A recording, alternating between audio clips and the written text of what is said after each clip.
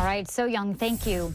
Members of the Oregon House have advanced a bill that would make some big changes to the state's drug decriminalization law. The Joint Committee on Addiction and Community Safety Response voted to advance House Bill 4002. It would recriminalize drug possession in Oregon after it was decriminalized by Measure 110. The bill would create a new unclassified misdemeanor for possessing drugs. It would also give law enforcement officers the power to choose whether to send someone into a treatment program or jail for up to 6 months. The bill will now go to the full House for a vote.